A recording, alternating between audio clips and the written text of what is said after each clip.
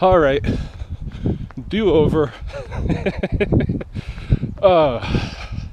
Yeah, when I went running on Monday and recording the intro to my weekly update, it was windy, and I knew that the wind would play a factor in the recording quality, but I didn't know quite how much of a factor.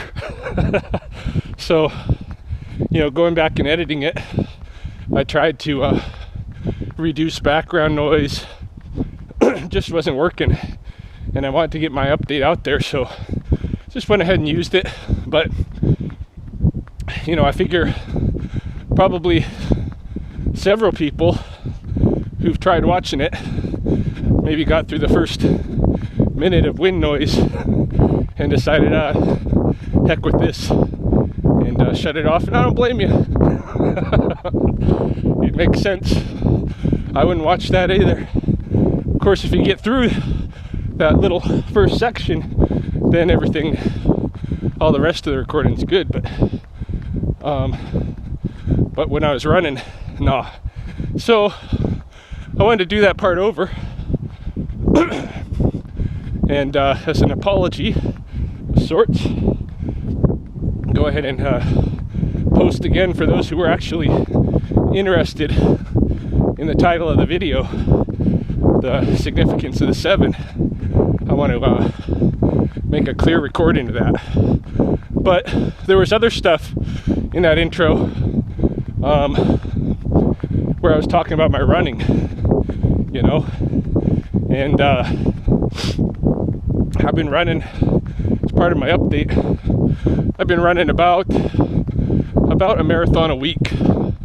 Not straight out, of course, broken into 3 or 4 runs,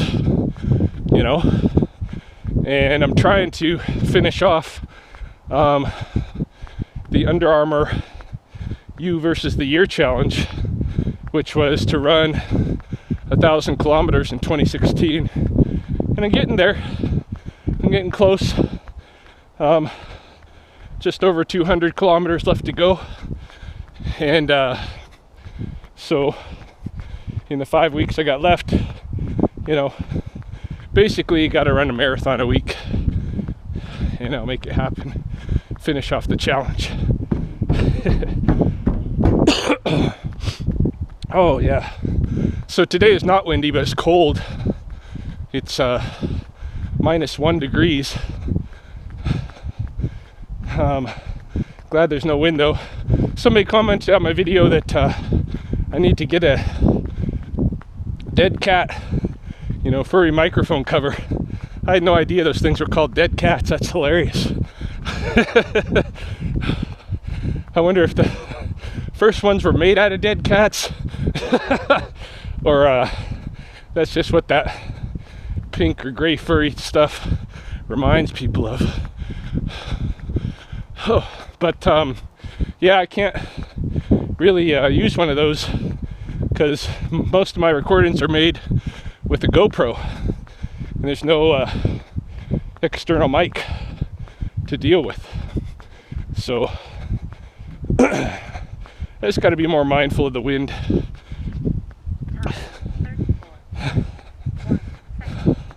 See what my pace is right now. 6:48. That's 6:45. Yeah, I'm running a little slow today too, just like I was Monday. In fact, almost a minute slow per kilometer, but whatever, getting her done. So yeah, the significance of the 7. What I was trying to point out was that there is a lot of hidden indigenous knowledge in the mainstream tradition, because everybody has tribal ancestry. Doesn't matter where you come from. All our ancestors were indigenous, and I can see some of that indigeneity hidden within the mainstream culture. For instance, the 7 days of the week. Now, the 7 days, why 7? Why not 9? Why not 5? Well, some people did actually have 5. And that's the reason for that is tied into this. Basically, when you're looking up at the universe at night, you're going to see all of these celestial bodies moving in concert, together across the night sky. But there are 7 of them who don't move in concert with the others. 7 of them that we can see with the naked eye have their own trajectories, their own paths. Those 7 are the sun, the moon, Mars, Mercury, Venus, Saturn, Jupiter. So originally, and why you would have 5 is if you didn't count the sun and the moon. If you were just looking at those, at the planets. So the 7 days of a week is originally named after and representative of each of those celestial beings that are on their own path. So we got Sunday, Moon Day. Tuesday is, I believe, what is it?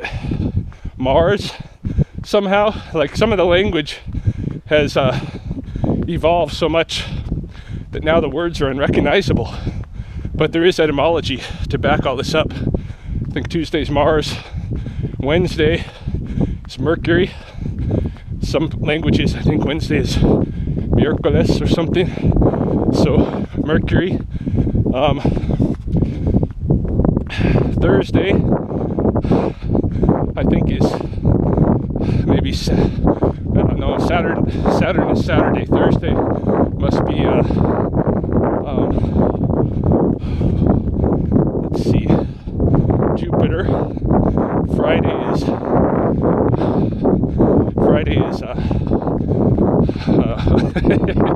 that was the one I was having a hard time with before. Venus.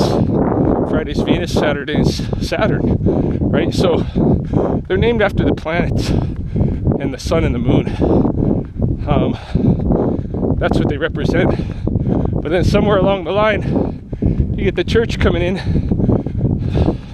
Catholic Church, making decisions in the Vatican. How do we get these, all of these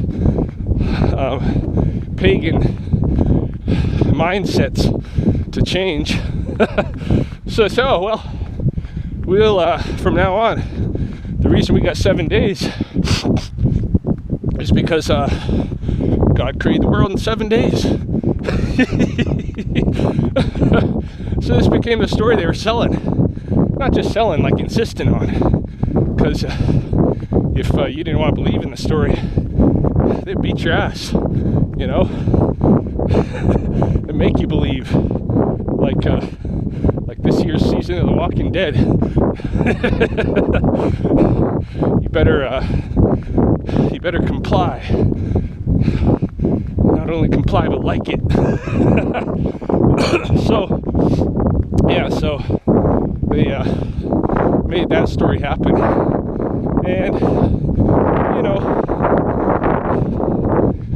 they weren't able to absolutely hide it, right?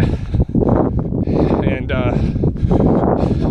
there's always going to be a faction of the people that keep that Da Vinci Code going in their head, not going to let go of it. But there's others that are just,